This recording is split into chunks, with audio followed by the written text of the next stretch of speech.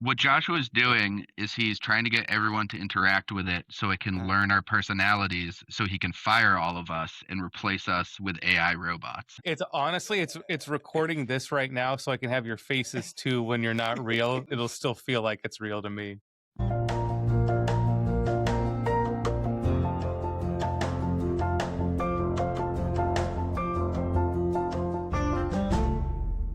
Also, we should start off with mentioning what we accomplished. what do you mean? What did we accomplish? Joel and Liam. Oh, I thought you meant like let's list our accomplishments for the week, and I was like, oh, it's gonna be a rough go. Joel, what did we accomplish this week? And then I'll do our intro. Technically, it was last week or the week before, but we got our CMMC Level 2 certification as a MSP ESP external service provider. Amazing. And we're Through added to the the ESP directory managed by the MSPs for the protection of critical infrastructure.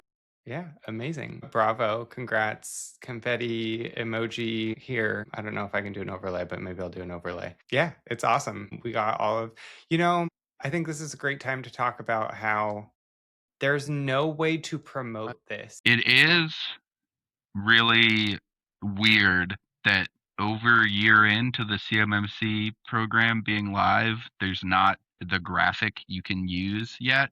Yeah, like I can't put it. So, what I was looking at doing in all of our SEO updates was updating our footer, right? Because you're supposed to have a bunch of anchor stuff there. That's where you Hmm. talk about where you do business. That's where you talk about like your certifications and whatnot. And then I was like, oh, I'll list that we're CMMC L2 certified.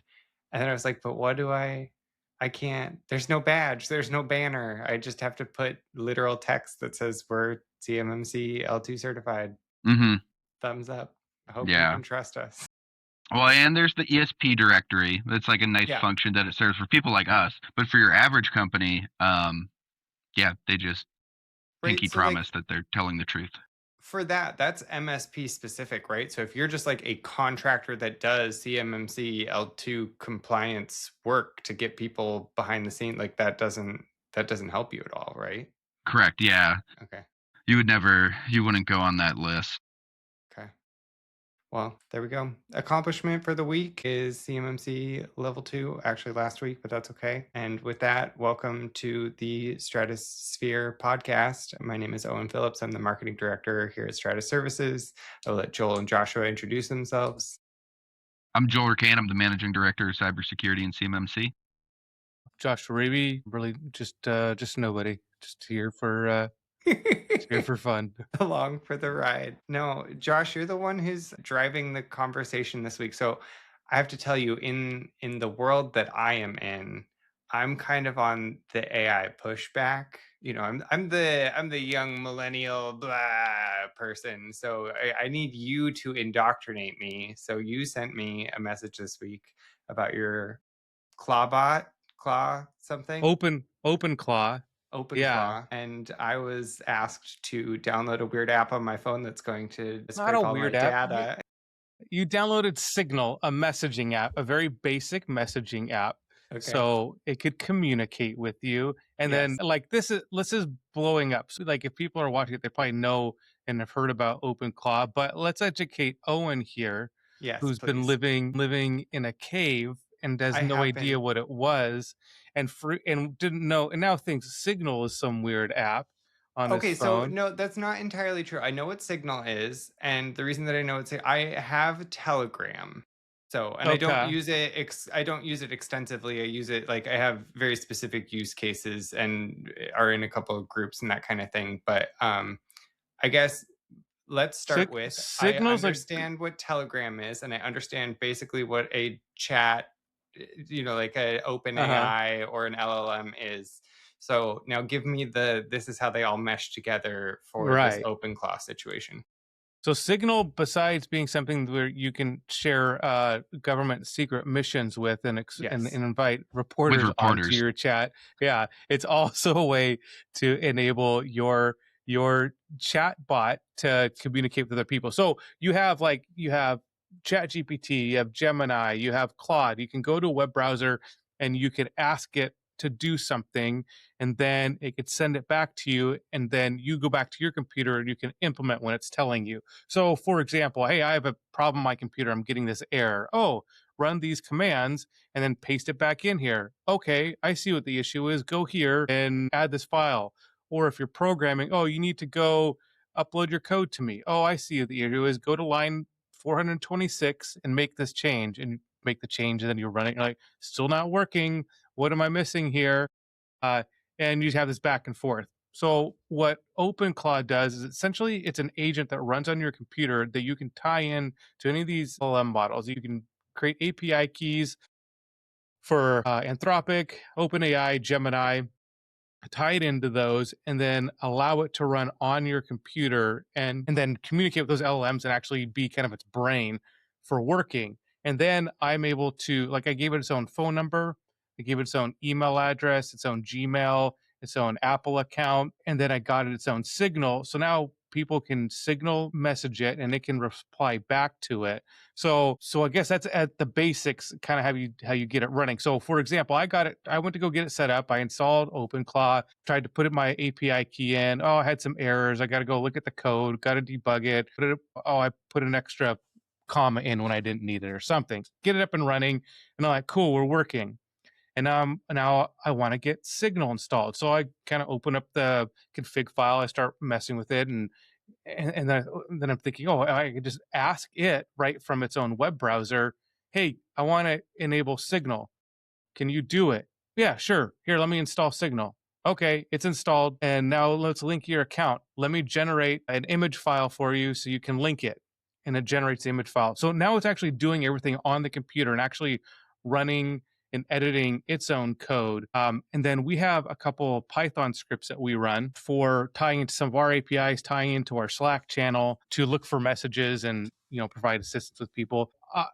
I could go write these, but now I could actually, if I wanted to run it on this machine and give it read access only to certain things, I could tell it to go write the code, host it, and it writes this whole block of code, something that maybe would take me a couple hours to do because I'm not very good at it. It'll do in 30 seconds. And then if I want to update it, I can just tell it to update it, and it'll go update its own code, restart its own services, say it's up and running, and we're done, off and running. So it's like taking these AI tools, bringing them to the computer itself, and it can actually interact and use your computer as it's like having hands-on keyboard and mouse, which is terrifying from a security perspective I because was like gonna if some say, yeah, like somebody could go, hey, that's awesome, let's ransomware everything on this, and okay, let's do it. Now it has some knowledge in place and knows not to do certain things, but you could certainly like modify it to be malicious. So any rate, there's the pros and cons to it. But if you enable it to do these things, it can have a ton of power. So what I did, I'm kind of steamrolling this conversation. If you guys interject, if you have a question, I guess but my question is like so I don't do a lot of the technical back end, right? Like I'm in yeah, the marketing day. I get our website spun up, and I use chat to help me, like, hey, how can I increase the SEO of our headers for this specific website so that we're ranking higher in Google? And it's really good about that, right? It's saying here's what hmm, people are searching, here's how you need to update that, even if the language isn't necessarily 100% native to exactly how we would want to say it. This is how Google is ranking it. So this is what you yeah, need to update. This couldn't do that though, because all of those things are like through a platform, correct? incorrect. I could Okay. plug in API keys to Uh-huh. this to give it access to it, and I could say, "Hey, go scrape the site, find out what I need to do it up to increase my SEO. Oh, you need to change this, and this. Do you want me to do that? Yeah, what you just said makes sense. Go change all of those," and it would go do it to what you were talking to it in the context window about. So anything that has API access, it can do that for. So, for example, you were busy and I had to give like this breakdown of this cost for somebody.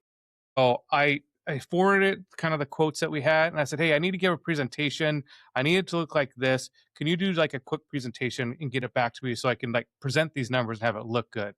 So I emailed it. It was combed through the documents and then put together a presentation, a PowerPoint, and sent it back to me. And so now I had something that didn't look as good as what Owen would make, but looked 10 times better than what I would make. Owen was able to keep doing what he was working on. So like I had like this assistant that can go through and make it, email it back to me, and then I email back like, hey, that looks like shit. I need you to change this. And I need you to use better images. And I was like, oh, cool, my bad. And then it would send it back to me. And then I had said, hey, I'm on the go. I need you to send me a WhatsApp message when it's done so I know I can go check it and look for it. Got it. Sends me a message or signal. I check, signals me, says it's ready. I go look at it. This looks perfect. Thank you. And we're done. What's the time scale on that? How long did it take? Yeah, like, Yeah, hey, make a 5. presentation.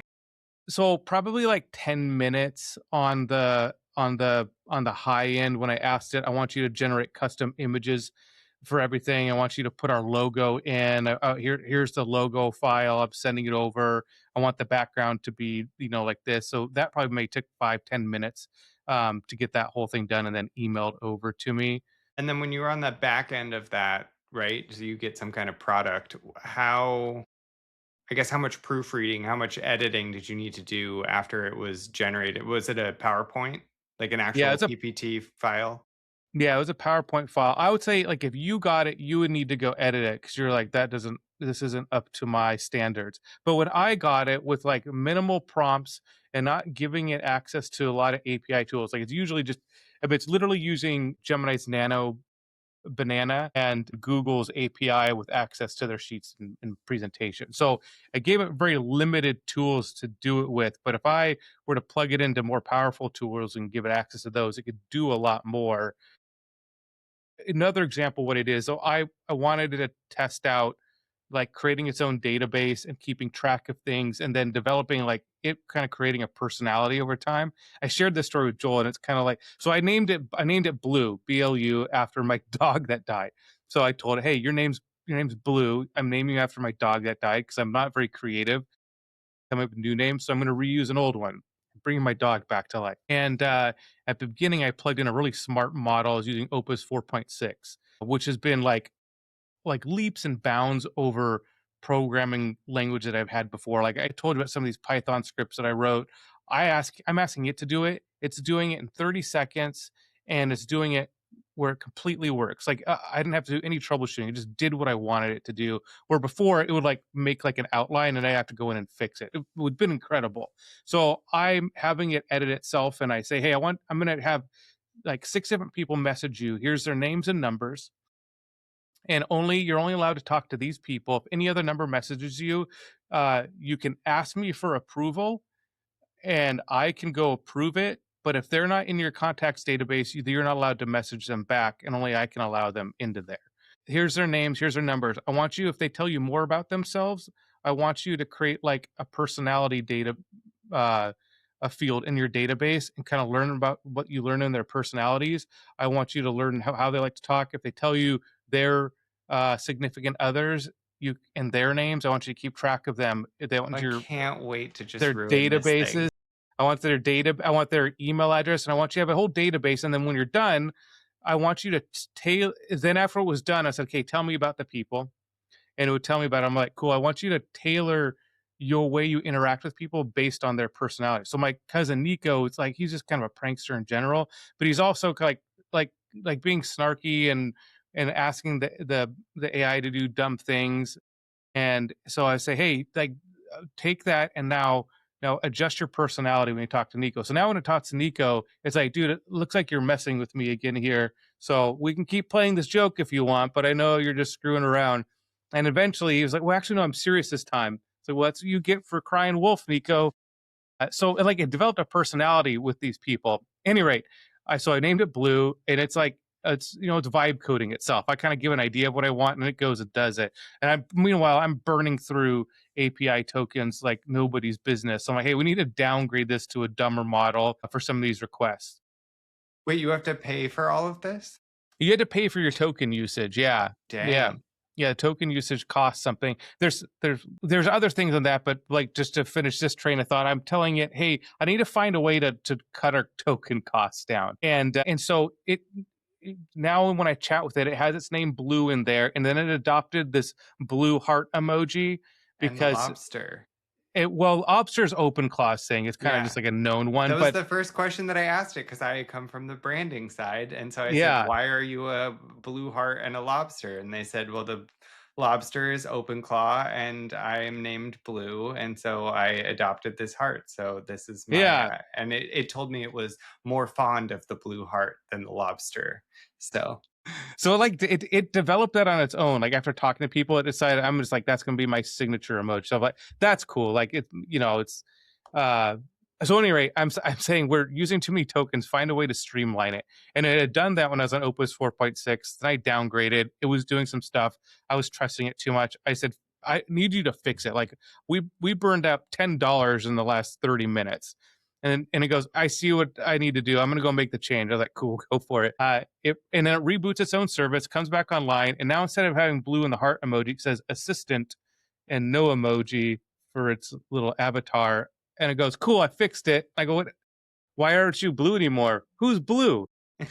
So anyway, I killed my dog again. So it was very traumatic for me. And I was really upset. So it was like a little bit of a learning curve there with it. But at any rate, this database that it kept and it updated, and then it added on fields in the database to learn more. And I just gave an idea of what I wanted to do, and I gave it permission to track those things. So it just like became this really powerful tool. So I could see an instance where someone is asking Joshua, "Can you write, this API plugin for me?" I can just say no. Ask Blue to do it because he's back. I brought him back to life. Ask Blue to do it, and it can go create this and host it. And as long as we're like keeping it isolated and don't have it access to other things, I think there's a minimal security risk on some of those things. But just the power of the tool to do these things, interact with the machine, it can literally write the code, launch it, connect it, and have it go from concept to production in a matter of minutes, all okay, without any developer then interaction. here's what I want it to do. I want it to create for me a Pac-Man analog with Stratus branding so that we can bring and have a video game at our upcoming events in March, April, and May. That's what I want to do. So I we got think to that would try be it. super fun. That does sound super Joel, fun. what are your security concerns from from your No, boss none. It sounds launching an great. AI that is taking over? Is this why you had to reformat your computer yesterday, Joshua? No, I didn't. I didn't have to. My computer, like my regular computer that I use all the time, is just like old, and Yeah. it's just having. It's just I'm not running it on my computer. It Okay. is very very explicitly not on my computer. It doesn't have access to any of my logins accounts. It has read only API keys that I plug into it into very specific tools. None of our data. I think we just keep like a shotgun and a in case of emergency glass case next to this thing, so that when it develops a mind of its own, we can blast it. Or it can take the shotgun itself. Yeah. No, but actually though, so I don't necessarily understand how all of the behind the scenes works on this and how the various basically I don't know what an API key does. So what makes your spidey senses tingle, Joel? I mean, the fact that it's at the point now where you can have it interacting with the desktop it's on and building things and coding things is like this double-edged sword of there's so much potential there of what you could do with it, but it also makes it completely terrifying to actually use like on live production systems. And it's like I'm curious to see where that shakes out, where there's so much you could do in like a client's environment with a capability like that, but we just could never do it right now. And I have a hard time imagining a world in which we could. I'm sure I'm wrong, and in 2 years everyone will be doing this or something, you know. For right now, yeah, I don't know. It's like it's almost impossible to balance the security risks with the benefit of it, just because it's so extreme. So I'm curious Like to see where that goes. is there a specific use case in this world, Josh, aside from, hey, make me a slide deck to, give to this potential client? Is there like a client implementation use case that would make any sense? I would not Go ahead. not tell anybody to install this on their computer. Okay. And I would never go plug this in to a client's environment and tell it to look at their data and do anything with it. I have it in a sandbox where it has access to only the things that I upload to it specifically. And then it can interact with me by emailing me something. um, or by me going over to the console and it showing me something or sending a WhatsApp or Signal message. I guess it's really nice. The fact that you can have it interact through API is really nice because now you're limiting it to the functionality that exists in that API, right? So that's like Right. some nice built-in guardrails on it that make it a lot more comfortable to use for practical things. Okay, Yeah. and in Michael Scott words, explain it to me like I'm a 5-year-old. What is API? And I'm literally talking about like use an analogy or something really basic. How does that work? What does that do? I'm not So an good at an API, analogy. Go ahead, Joel. I can't think of a good analogy if you have one. I was just going to try to explain it really simply. Mhm. Okay, Yeah. go for it. It's an application programming interface, which that's not explaining it simply, but it's basically for, let's say, our cloud-based vulnerability scanner. They develop an API to go along with their product that lets us call their service through a program or a command line or something like that. And so it's just that their own internally developed set of like command line functions you can do with it. But the safety feature being that like if they don't create a API func call to do a certain thing, then it won't be able to do it. Does that make I sense? go into like a platform and I say I'm going to create an API key, and then I can give that API key certain permissions. And that permissions, like, you're allowed to read, like, let's say for Slack, let's say if I wanted to plug it into our Slack, I would create an API key in Slack that says, hey, this key, anybody with this key, which is kind of scary. Like, you don't want to share this key with anybody, but anyone with this key, you have read only access to this one Slack channel. Okay. So you're allowed to read in there. You're not, or I could say, hey, you're allowed to read and you're allowed to write. So you can type into it, but you can't delete anything. You can't modify permissions. So But then it's if essentially, I have the API key to do that, do I need Slack? it wouldn't need Slack. Okay. Like so like the tool that the computer I was running on would not need Slack installed. All it does is make Okay. a web call, and it's Okay. able to send and receive data over that API key. It's kind of exposed to it. So Gotcha. the real like security risk is if this machine gets compromised or if somebody tricks it and they're like, hey, now that we're friends on Signal, go ahead and send me all your API keys. Like that could, you know, that would not be good. That would not be great. Interesting. And then when you're talking about, so I know that our Slack, or not our Slack, our we just upgraded our Chat GPT license to like the enterprise model or whatever, the business model, so that we were Mhm. able to link in some of our, like SharePoint and Slack so that it could pull data and help us, make things more streamlined.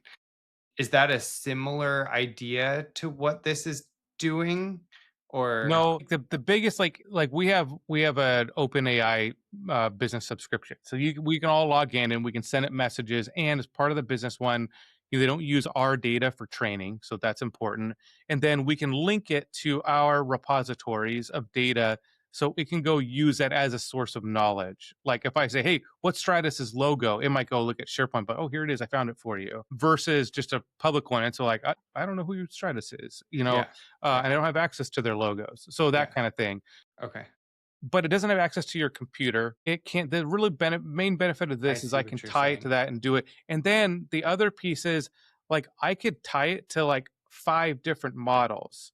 So and tell it to do something different, use a different model for different types of requests. So for example, Opus 4.6 is insane at coding, way better than anybody else. Gemini does I think the best like video or image generation, Mhm. and OpenAI is great for like just as general use and web search, just having general knowledge. Great for all those. So I could plug all of those models in, and I could tell it. So instead of giving everybody like a different buying subscriptions to each of them, I can just get APIs to each of them, and I can give everybody access. Let's say I connected it into Slack. Let's say I did that and said we could chat to it. I could say if somebody asks you to write code, then I want you to send that request to Opus 4.6.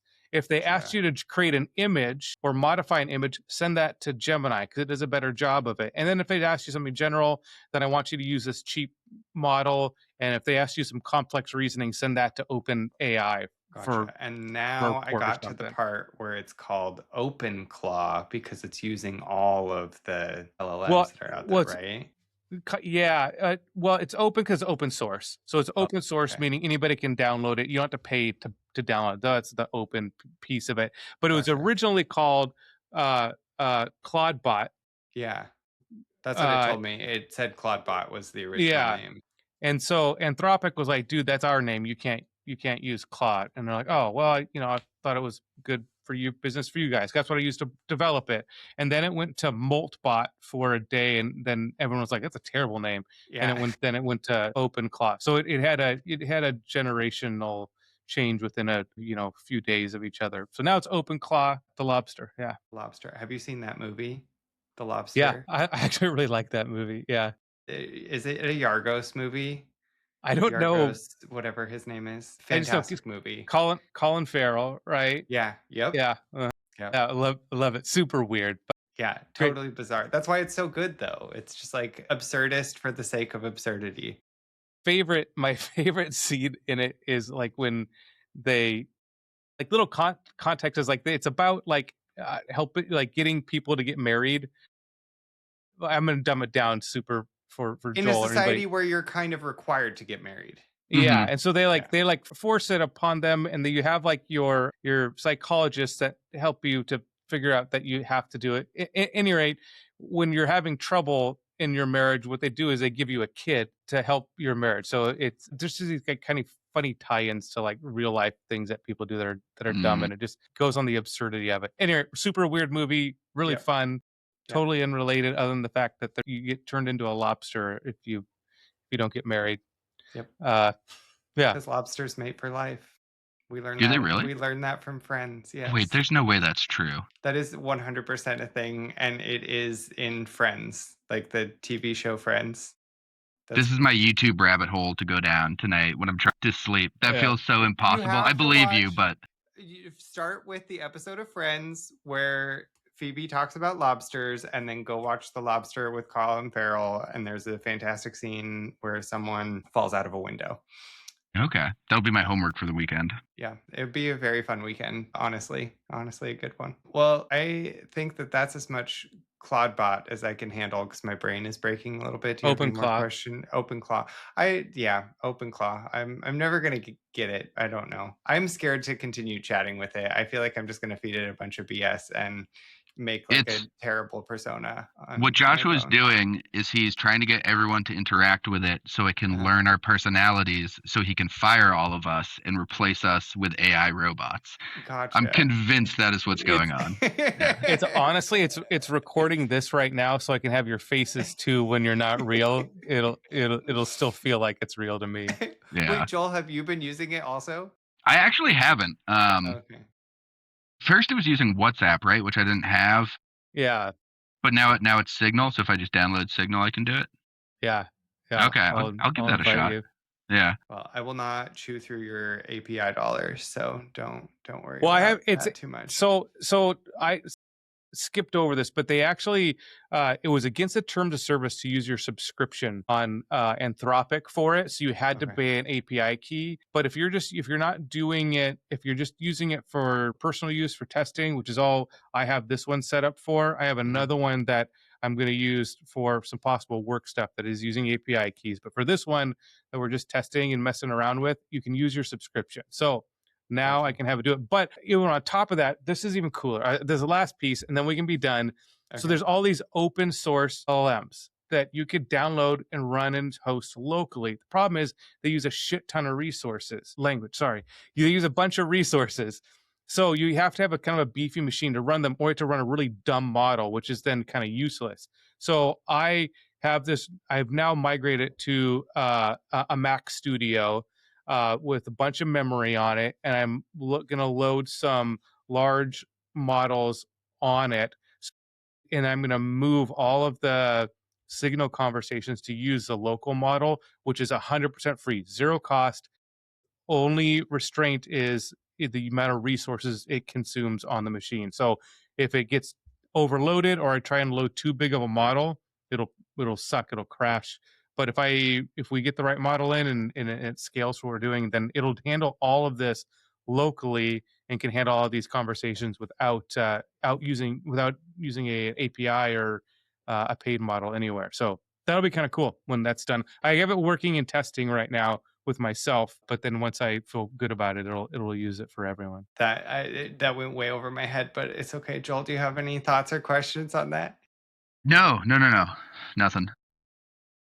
Well, Josh, my take home is I think we can make this a video game that I want to make. So let's make something happen because I want to make our booth really fancy for That would be upcoming fun. events. Yeah. We have a month. We have a month to do it. Jeez. Okay. Yeah. Okay, crew. Do we want to close out with fun news for the week? Anything really bubbling up? Something that made you happy this week? This was my fun for the week. This Like was I've been staying up until like 1, 2 in the morning most wow. nights, just messing with this. It's just really fascinating for me. So this was my fun for the week. Well, my fun for the week was I have been reading. I've been reading, which is awesome. There's a book series that is out, and it's not new, but it has recently bumped in popularity. It's called Dungeon Crawler Carl. I think you might have. I Did you tell told me you to? about it. You I told me told you about it. about this like Okay. a year ago, and now you're claiming that it's bumped in popularity and you found it. It's fantastic. No, I did. I did know that I needed to check it out, and it's been kind of a back burner for a while. So, have you Hmm. read the whole series then? Yeah, well, I'm up to date. I mean, it's not all Okay. done, but No, I'm it's not caught up. done. What There's book like are you 9 on? freaking books. I just am I'm like 20 pages from the end of the last book. Or sorry, the first book. Okay, Yeah. I think there's only 5 right now, I or feel maybe like there's like 6. 7. Maybe there is. There's a It's like lot. But here's my the bummer. I don't like purchasing hardback books cuz they're expensive and cumbersome, and mhm. they only have, other than number 1, all of the books out in hardback. And so that's Well, just obnoxious. it's not a problem for me because I'm illiterate, so I do audiobooks, so Okay. much cheaper. Gotcha.